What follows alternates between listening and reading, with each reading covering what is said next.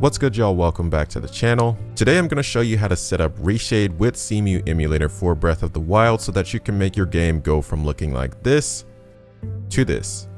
Just a heads up before we get started, please keep in mind that neither Reshade or Cemu are fully compatible with each other, so you're more than likely going to run into a couple of bugs here and there. And for all those wondering, yes, Cemu will impact your performance based on the types of effects you use as well as your hardware. If you don't care about any of that, then let's go ahead and hop right into this guide. You can find all of the links used in this video down below. First thing you're going to need is a working installation of Cemu Emulator. If you don't know how to install this, there are plenty of guides all over YouTube. It's pretty simple to get set up, but once you have that installed, we're going to head over to the Reshade website. You'll scroll down all the way to the bottom of the page and click the latest version with add-on support. Once this is on your desktop, go ahead and open the application. Reshade is then going to ask you to select a game or application to install it to. If you don't see your preferred game or application in this list, just hit browse and then navigate to wherever that game or application's exe is located and then select it. You'll then be asked which graphics API this game uses. For the sake of this video, the majority of people are probably going to have a better experience when playing Breath of the Wild on Cemu using Vulkan, so that is what we're going to use. Reshade is then going to ask if you would like to pre-apply a preset to use on your first launch. If you choose to pre-apply a preset, the next window is going to prompt you to install only the effects required for that preset. If you don't have a preset to pre-apply, you can go ahead and hit skip, and we're on to installing our effect packages. This step is pretty straightforward if you just read the instructions. I usually install all of these. I like to have all of the effects at my disposal. Feel free to pick and choose which ones you do and don't want, but keep in mind, for example, if you want to use someone else's preset and you don't have an effect or effects installed that they use to create that preset, obviously certain visual elements will be missing. But after we've chosen our preset and effects, we are now done and Reshade has been installed successfully. There are a couple more things we need to do before Reshade can work with Cemu properly. So let's go ahead and open up Cemu Emulator. We're going to go into Options, General Settings, and make sure that the graphics API matches the one that we chose when installing Reshade. Then closing out of General Settings, right click on Breath of the Wild,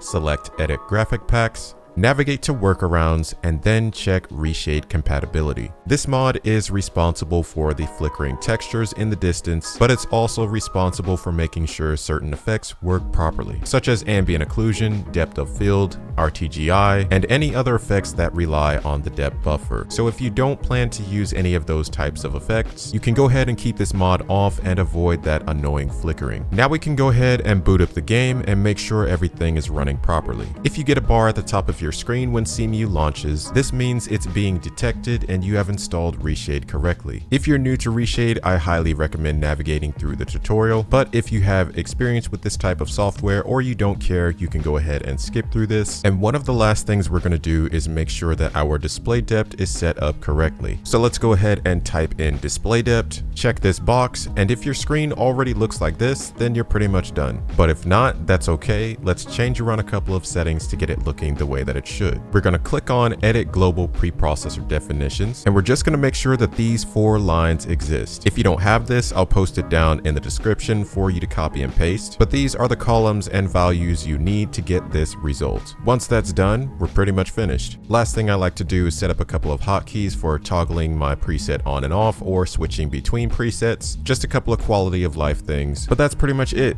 That's how you install Reshade with Cemu Emulator. Really quick and easy installation process. If you have any questions or comments, feel free to leave them down below. I always appreciate the feedback, but that's gonna wrap it up for this guide. I know it's been a while since I put out one of these. If this video helped you out, please consider hitting that thumbs up and subscribe to catch whenever I post. I appreciate the support, but until then, thanks for watching and I will catch you all in the next one.